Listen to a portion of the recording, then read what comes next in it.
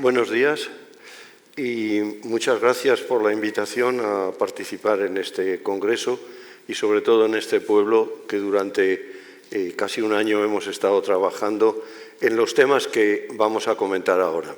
Ayer se habló de paisaje y yo tengo que ir hacia atrás para poder hablar de patrimonio. Patrimonio es lo que se hereda, es decir, que es un elemento diacrónico que se transmite y que tiene elementos materiales, pero también tiene elementos de otros tipos. Y una cuestión muy importante es que es artificial. Es una construcción que cada sociedad realiza y son distintos los elementos patrimoniales en unas zonas que en otras. Yo voy a hablar de patrimonio relacionado con la vid y con el vino. ¿Y qué es la cultura de la vid y del vino? Sobre todo en un momento en el cual hay una explosión de actividades relacionadas con el producto y a la vez el consumo del producto sigue disminuyendo. Entonces, ahí hay una contradicción y yo lo que voy a hacer es tratar de explicaros qué es ese conjunto de la cultura de la vid y del vino. Y son elementos culturales, son elementos materiales, son elementos simbólicos. Ayer ya se habló de estas divisiones un tanto artificiales de los diferentes tipos de patrimonio. Ayer se hablaba de paisaje, pero vamos a seguir un poco hacia atrás. Y nos pasa una cosa, estamos ante un producto agrario y la cultura de la vid y el vino tiene una difusión prácticamente mundial. O sea, en la actualidad, ayer estaba Luis Tolosa, que es el mayor especialista en temas de enoturismo de China, precisamente, y nos decía que China ya tiene 1 millón de hectáreas de viña de vinícola, no de consumo, no de mesa. Entonces, por todo el mundo encontramos ese elemento cultural de la vid y el vino. Hay otros productos agrarios que también tienen esa consideración patrimonial, pues como puede ser el café en Colombia, que es patrimonio mundial, el ágave azul tequilana, del cual se hace el tequila, el maíz, aquella exposición magnífica del Museo de Antropología de México sobre los hombres del maíz, pero hay otros productos que a nosotros, agrícolas, realmente no nos han generado una cultura. A nadie se le ocurre hablar de la cultura de la patata o de la cultura de la alcachofa, pero curiosamente con el vino hemos generado esa cultura y esa cultura tiene un valor y puede ser un recurso. Y no es exclusivamente el paisaje, porque ayer se concentró todo el discurso en el paisaje. Yo quiero juntar otros elementos patrimoniales para que veáis que la posibilidad de que eso se convierta en recurso se debe establecer cuando hay más sumas que el paisaje. Aunque todo el mundo dice que el paisaje lo integra todo, ahora vamos a ver, y sobre todo vamos a ver una visión del paisaje que ayer no se habló, que es la visión laboral.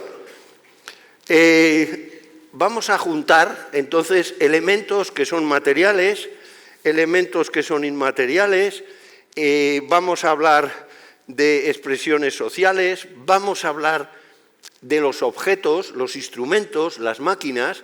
Todo ese conjunto es la cultura de la vid y el vino, no exclusivamente el paisaje. El paisaje es una parte y, como veremos, el paisaje es algo construido. Los paisajes agrarios son fruto del trabajo.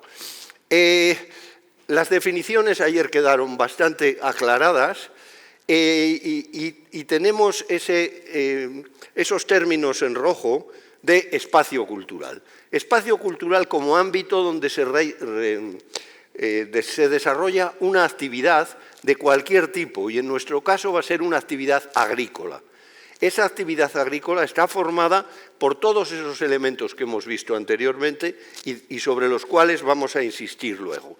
Y además está el paisaje, pero además, y hay paisajes que tienen un valor universal y realmente excelentes. Y yo discrepo con Andrea porque los paisajes, para mí, que llevo muchos años con este tema, más excepcionales los he visto en América.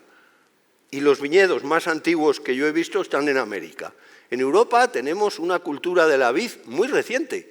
¿Por qué? Pues porque la filosera nos arrancó el 95% de la superficie. Entonces, este viñedo, que es de Río Grande do Sul, tiene unas características culturales que son fruto de la inmigración, del trabajo, de la cultura, de los rituales. De eso vamos a hablar porque ese conjunto es el que queremos potenciar y que se nos convierta en recurso.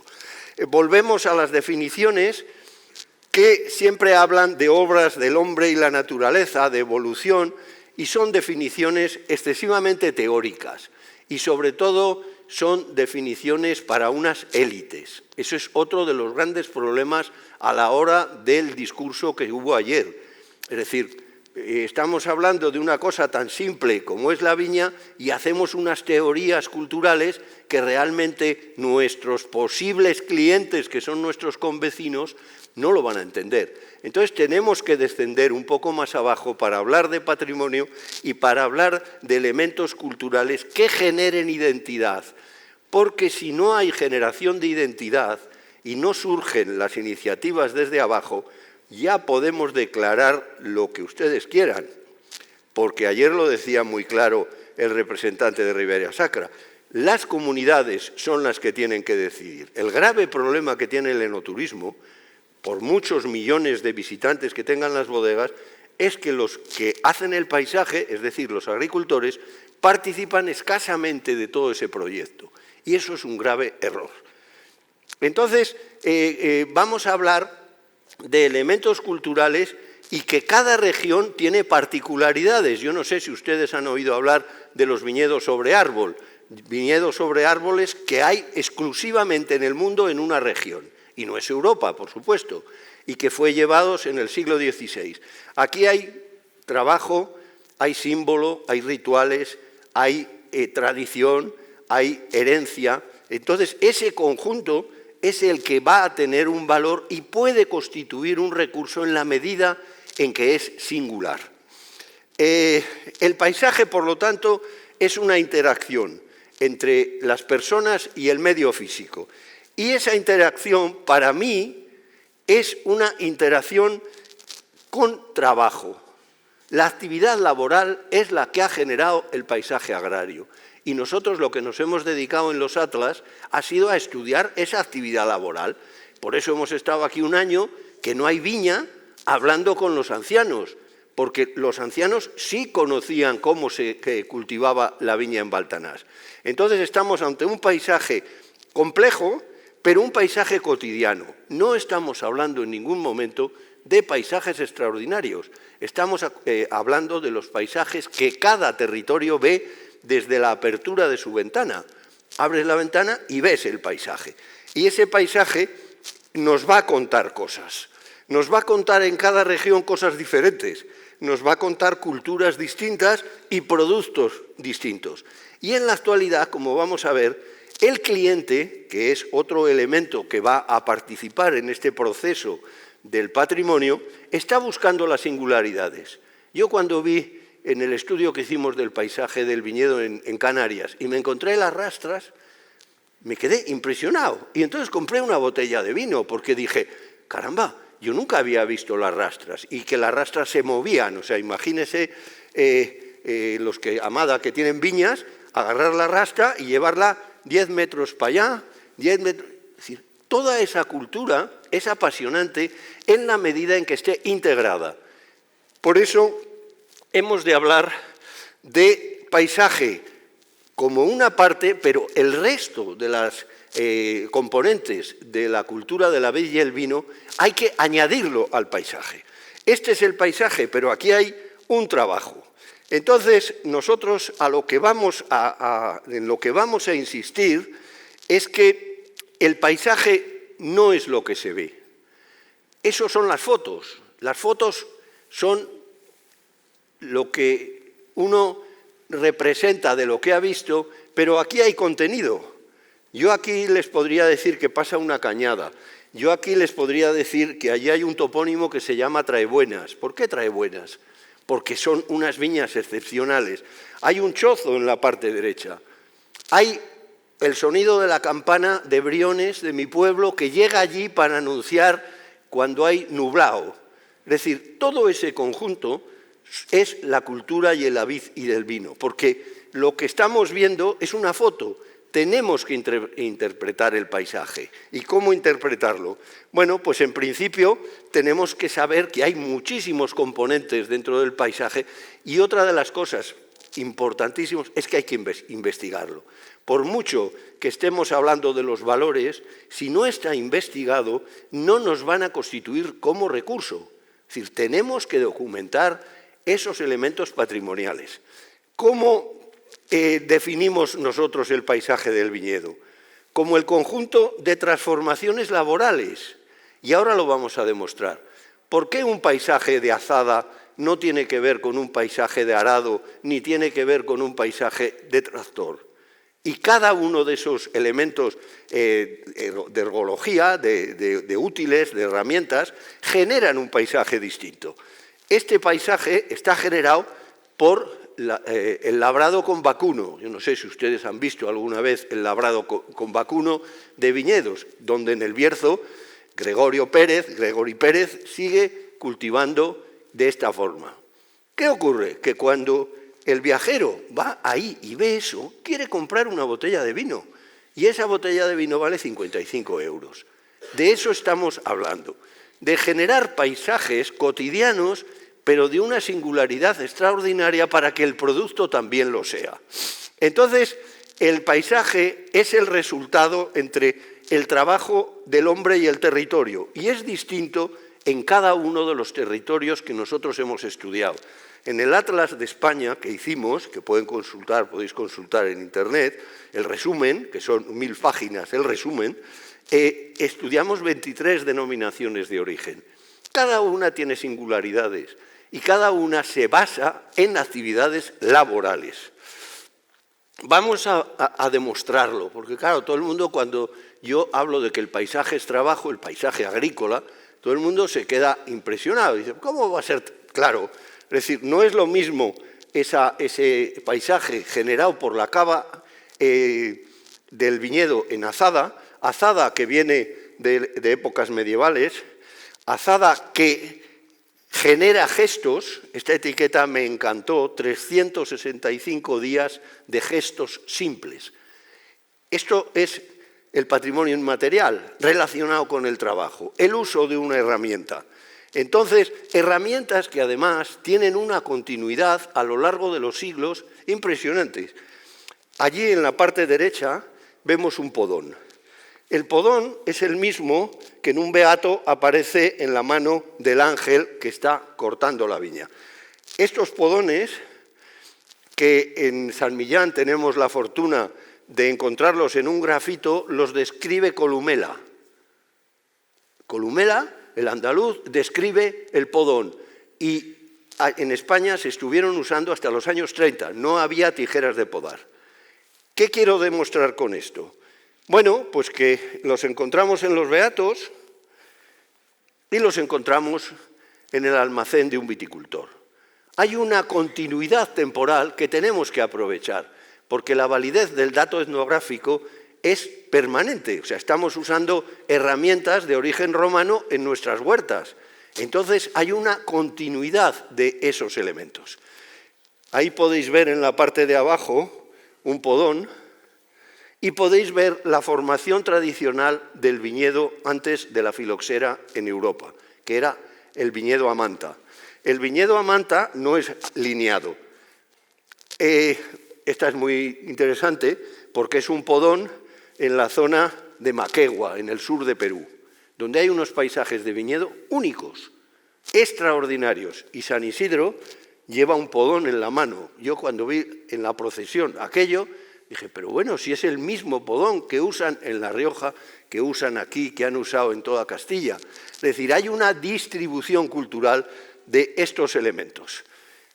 Enclaves de arco, en dinteles y una plantación a manta. ¿Por qué yo traigo esta plantación a manta? Porque hasta la llegada del arnés viticol, este tipo de instrumento, las viñas no estaban alineadas. Bueno, hay un dicho en La Rioja que eres más peligroso que un arao en una viña. Con eso os lo digo todo. Entonces, esto genera un paisaje diferente, que es este, que no tiene nada que ver con el anterior. Luego, entonces, voy demostrando que el trabajo es el que está generando los paisajes agrícolas. El trabajo y las herramientas, otro elemento esencial. Cambia la herramienta y aparece la plantación a marco real, a 2 varas. Y entonces aparece un paisaje nuevo. Y aparece el tractor con una anchura de 2,40 y aparece un paisaje nuevo. Pero que esto aparece en toda Europa, ¿eh? O sea, analizas los viñedos de Tocay, los viñedos de Portugal, los viñedos de Andalucía, y en todos los viñedos hay esta sucesión. Hay esta sucesión en estas 3 columnas. La cava manual genera plantación a manta, cultivo manual, a pie franco, la siguiente con tijera, la siguiente con máquina, y cada una de ellas genera un paisaje diferente. Entonces, creo que está más o menos demostrado que el paisaje agrícola es fruto del trabajo. Pero el paisaje contiene los elementos arquitectónicos que ayer alguien se preocupaba. Claro que los contiene. ¿Por qué? Porque el paisaje es el conjunto de esa actividad hecho con herramientas y desde épocas, bueno, los lagares, ayer hablábamos con las colegas portuguesas de la colección de lagares de Valpasos y de otras zonas de Chaves del norte de Portugal que se acaban en el Douro, pero los mismos que hay en Salamanca, en La Rioja, que hay más de 200, es decir, lo construido está dentro del paisaje.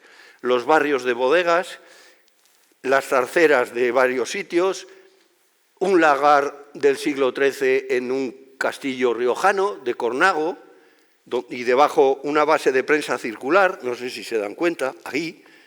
Es decir, esto es un conjunto histórico patrimonial que investigado, clasificado, organizado, puede constituir recurso. Y el valioso que pudimos ver ayer, este conjunto arquitectónico con este entramado de hormiguero que tiene unos valores extraordinarios. Pero es que en la moderna concepción del enoturismo esto se ha transmitido al siglo XX y XXI, con la nueva arquitectura de bodegas. Entonces vamos viendo cómo ha ido evolucionando y ese conjunto es algo que está unido. Ayer se hablaba de qué leyes marcaban o diseñaban. La primera ley que designó el paisaje cultural del viñedo fue en La Rioja en el año 2004. En aquel momento ya los legisladores riojanos empezaron a hablar de paisaje cultural del viñedo, hace más de 20 años. Entonces, desde entonces hay una preocupación por ese tema, preocupación que no ha servido para mucho, como luego explicaré. Entonces, en el patrimonio vamos a encontrar, en el patrimonio de la vid y del vino, vamos a encontrar todo este tipo, diríamos, de valores, desde las recetas de cocina a las leyendas de la cabeza de San Gregorio, a el tipo de trabajo, todo ese conjunto es lo que constituye la cultura de la vid y del vino. Y es una cultura que evoluciona. En Atauta, que también tiene un bien de interés cultural en sus bodegas, en el frontón encontré esta imagen que nos refleja claramente la evolución. Es decir, el paisaje es evolutivo y el paisaje cambia a lo largo de los siglos y sus actores lo asumen, como luego veremos en alguna otra manifestación. Los nombres de la tierra, estamos perdiendo la toponimia a pasos agigantados. En cuanto llega la concentración parcelaria, los 200 nombres que había de los majuelos en las viñas pasan a convertirse en un número. se pierde la toponimia y son valores. Y ahí están las variedades, están el tipo de plantaciones. Ayer hablaba de cuántas parcelas hay en la Ribera Sacra. Es decir, todos esos elementos son los que en conjunto generan la cultura de la vid y del vino. ¿Qué hace esa piedra en medio de un viñedo? Y que se ha respetado y que es del siglo XVI. Bueno, es que es un elemento simbólico. Es la división municipal entre Briones y Rodezno. Elemento material, simbólico, inmaterial, territorial, es decir, todos los valores. Y encima un viñedo en vaso. Entonces, que veáis que lo que se ve en la foto tiene que estar interpretado. No solo es que sea bonito, hay mucha más información cultural en el paisaje. Los elementos simbólicos, es decir, cuando encuentras el Cristo de la cepa y la salud sobre una cepa, es porque hay un poderío cultural detrás de eso. O San Roque con las viñas en El Ciego, en Villoslada, en muchísimos pueblos de Castilla y León, que se le ponen racimos a los santos, racimos que están en las columnas barrocas. Es decir, que veáis que todo esto está integrado. No es exclusivamente el paisaje de lo que tenemos que hablar. O la prensa mística. Nosotros nos hemos dedicado durante muchos años a estudiar las prensas místicas, que ayer sacaba Eugenio una de ellas, ¿no? ¿Qué es la prensa mística? Bueno, pues una representación simbólica de que el Padre Eterno estruja a Jesucristo y sale la sangre. Está lleno las iglesias de España. Nadie se había preocupado de esto. ¿Por qué? Pues porque todo el conjunto es lo que va a constituir un recurso final. Entonces, hay una procesión, continúan los rituales, continúan las plantaciones, ha cambiado a la espaldera. Es decir, todo el conjunto es lo que tenemos que ofrecer si queremos que esto constituya recurso y lo podamos vender. Yo no sé si vosotros me podéis decir si hay un patrón del viñedo en España. No hay patrón del viñedo en España. Yo me siento muy defraudado. Los franceses tienen como 4 o 5 patronos. Y el más interesante es San Berní o San Vicente del 22 de enero. Nosotros hemos perdido ese valor del patronazgo que decimos, no, San Isidro. No, San Isidro es el patrón de los labradores. Es decir, hay elementos simbólicos que tenemos que investigar y tenemos que recuperar.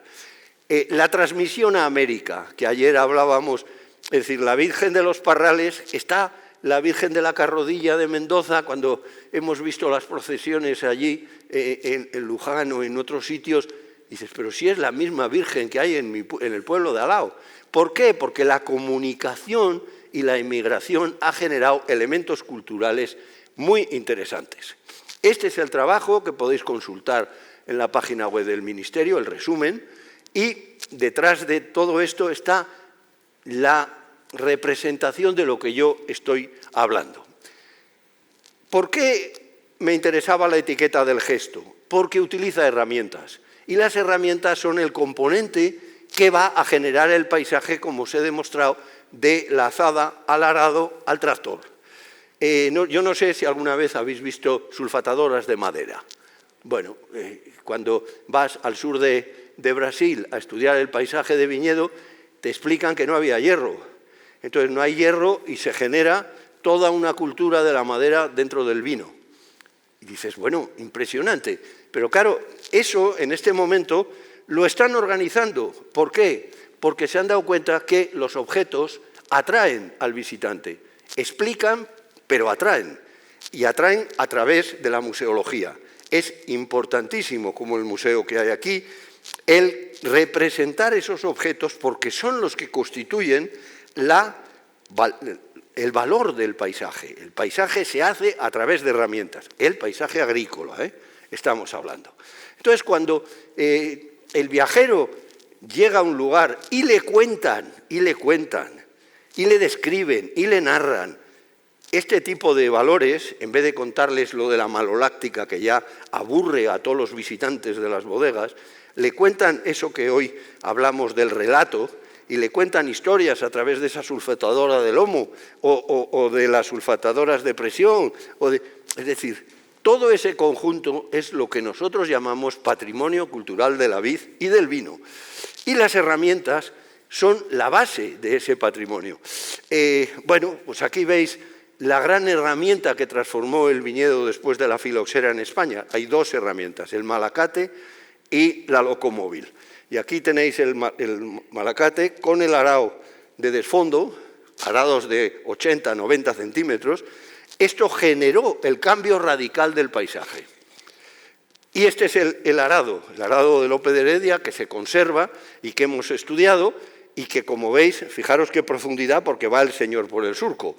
Entonces, con esto se arrancaron todos los viñedos filoxerados y se constituyó un nuevo paisaje en toda Europa. Y esta es la locomóvil. Había que hacer un monumento como los portugueses, que tienen muchos a la locomóvil, porque fue el instrumento que hizo cambiar el paisaje del viñedo en Europa. Esta foto, que yo tomé en los años 70 y tantos, en Badarán, de La Rioja, allí veis el tractor y veis un forcate de viñedo. Ya estaban conjuntando las dos tipologías de paisaje, porque se estaban conjuntando las dos tipologías de herramientas y de máquinas. Y esto hizo el cambio de la segunda columna que os explicaba a la tercera. Todo esto lo hemos estudiado en varios libros. Este es solo estudiar las herramientas de una viña, de Viña Tondonia, durante prácticamente de 1877 a 2007, o el que acabamos, que se publica ahora, sobre todos los objetos que constituyeron la emigración italiana a Río Grande do Sul, en Brasil, donde hay un paisaje espectacular de viñedo, a través de sus herramientas. Entonces hemos estudiado las sulfatadoras, hemos estudiado todo tipo de útiles, instrumentos, máquinas. ¿Por qué? Porque eso va a constituir un museo que va a estar al lado de un paisaje y que va a estar pegando a una tienda de venta de vino. Esto es lo que quiero contaros. Es decir, pasamos del estudio antropológico a vender vino caro. Esa es mi fórmula para trabajar el patrimonio, no solo el paisaje. Pero hay que investigarlo. ¿Qué hemos hecho durante años? Hablar con viejos, porque no había literatura, no había documentación. Hemos tenido que ir extrayendo toda la información por parte de los ancianos. Ahí tenéis una viña en Vaso, en la zona de Burgalesa. Ahí tenéis agricultores que están explicándonos las entrevistas, las formas de recoger los materiales. Todo este trabajo es gracias a ellos, gracias a personas que han guardado los instrumentos, que han guardado la azufradora, que han guardado las primeras tijeras. Todo ese conjunto tenemos que ordenarlo y una vez investigado lo tenemos que ofrecer. Por eso hablamos de patrimonio engarzado. Yo ya estoy un poco aburrido de que cada X tiempo a la UNESCO se le ocurre una cosa nueva. Entonces empezaron en los 70 con el paisaje natural, luego con el paisaje cultural, luego con el material, luego con el simbólico, luego con el inmaterial. El patrimonio es un conjunto engarzado y solo en la cabeza de los investigadores están estas divisiones que vimos ayer y que yo he puesto anteriormente. Pero el patrimonio es un conjunto y ahí está San Isidro y están los esquejes y está la forma de reproducción antes de utilizar las plantaciones, que son los acodos, es decir, pero todo esto hay que estudiarlo. Si no lo estudiamos, no lo vamos a poder transmitir. El patrimonio, por lo tanto, puede servir para el desarrollo regional. Cuando empezamos hace 40 años a hablar de los lagares rupestres, todo el mundo decía, bueno, ¿y esto para qué sirve? Bueno, pues para hacer una ruta, llevar a la gente y explicarle que esa viña, que es de Muga, que es Valdinero y que el Torremuga vale casi 100 euros. Eso es lo que hay que hacer, pero hay que investigarlo. Y tienen que ser elementos singulares y de calidad. ¿Por qué? Pues porque si queremos que el patrimonio se convierta en recurso, lo primero que tiene que haber es que las personas se lo crean y que eso constituya identidad. Y si no nos lo creemos, no vamos a ser capaces de transmitirlo a los demás. Ese es el primer elemento. El segundo es que hay que divulgarlo. O sea, que hay que investigarlo, y el tercero es que hay que divulgarlo. Entonces, ese conjunto es la base de la segunda parte. La primera ha sido investigar, describiros esos valores, pero ahora hay que venderlo. ¿Qué pasa como el vino? Nosotros, muchos que estamos aquí, hacemos vino y tenemos la fortuna de no tener que venderlo, porque el problema del vino no es hacerlo, es venderlo. Pues nos pasa igual como con el patrimonio. El patrimonio está con valores, tiene posibilidades. Algunas comunidades, como La Rioja y el País Vasco, han declarado bien de interés cultural el paisaje del viñedo. Ya os digo que no sirve para nada, pero lo han hecho, porque tienen muy buena voluntad. El tercer punto, la importancia del impacto. Y ayer salió. Claramente, los impactos influyen en la posibilidad de que el recurso sea ordinario o extraordinario. Entonces, tenemos que decidir qué tipo de paisaje queremos. Yo, si quieren seguir ustedes poniendo torres de eólicas, placas solares, etcétera, me parece extraordinario. Pero no hablen, por favor, de paisaje patrimonio, porque nos lo hemos cargado. Ayer lo dijeron muchas personas. Entonces, que eso quede claro. Mi frase es: no se puede servir a dos señores. En mi tierra se pusieron las líneas de alta tensión en los paisajes históricos más interesantes de Haro. Recogimos 10.000 firmas. Se iba a hacer una ley. Nunca se ha hecho.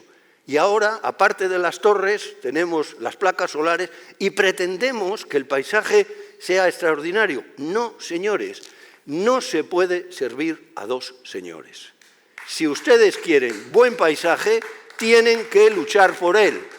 No hay no es que vamos a hacer una zona de amortiguación que hace la UNESCO, que no.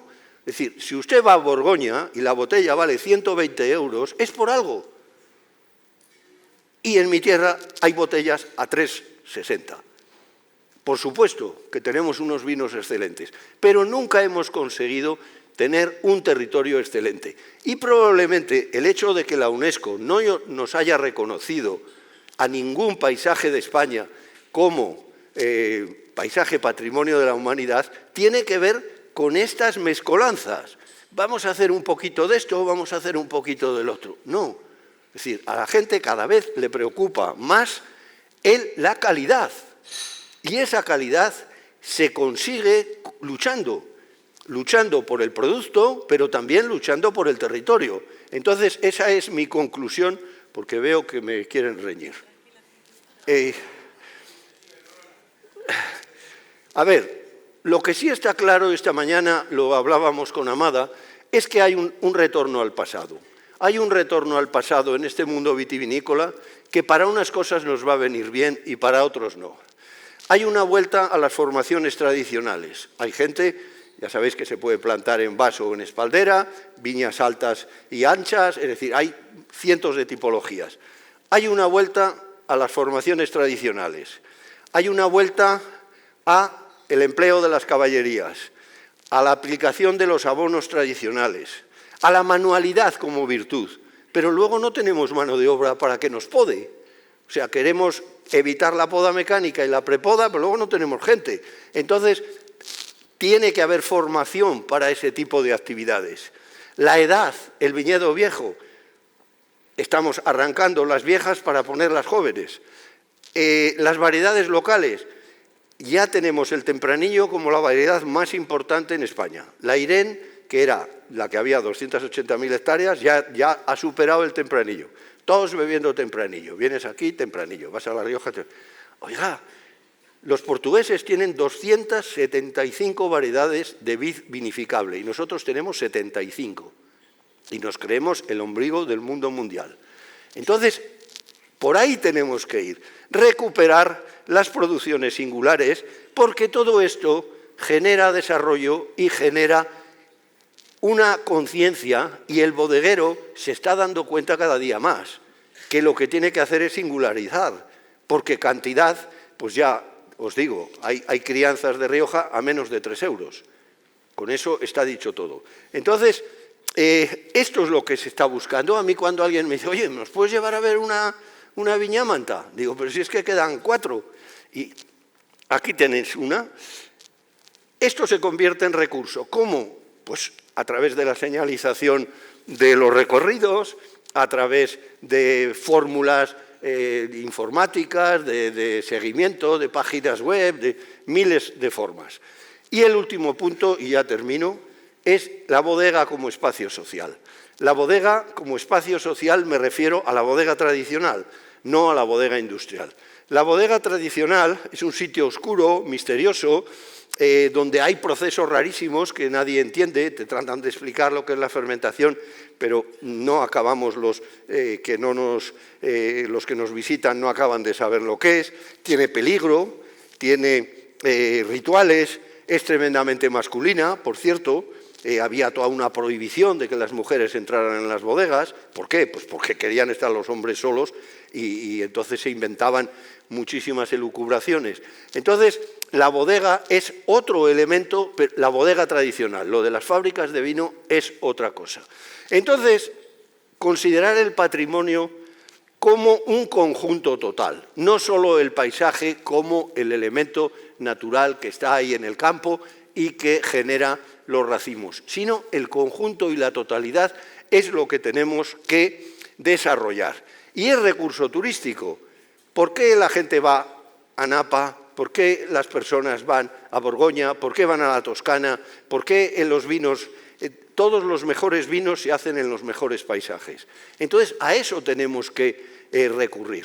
Entonces, tiene que haber una reflexión en el Cerrato de lo del paisaje, clarísima, porque como ustedes comprenderán, con 13 hectáreas que hay en este pueblo, pues es difícil, a no ser que hagamos un soporte teórico importantísimo para poder declarar patrimonio de cualquier tipo, un cultivo que prácticamente no existe.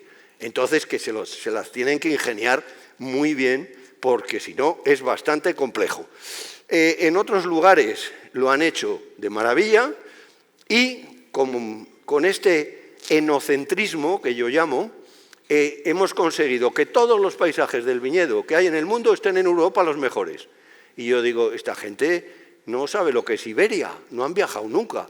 ¿Por qué? Pues porque los lobbies culturales de París en la UNESCO, que lo dijo ayer una persona que venía de París, son los que deciden este tipo de designaciones.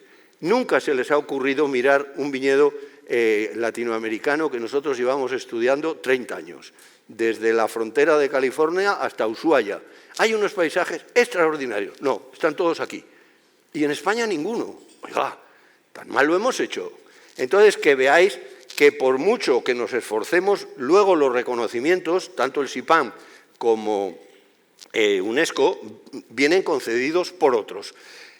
Para finalizar, que la cultura del vino es un estereotipo, es algo construido, es algo artificial y es algo que se puede cambiar. De hecho, está cambiando y ahora las catas son de otra manera y ahora los vinos se buscan de otra, se buscan paisajes anteriormente poco conocidos. Entonces, que veamos que hay una artificiosidad dentro de todo este discurso. ¿Cómo se evita con la investigación? Hay que investigar extraordinariamente este patrimonio para poderlo vender. Y si no está bien justificado, no lo vamos a poder vender. Y con esto termino, porque si no me van a reñir. Muchas gracias.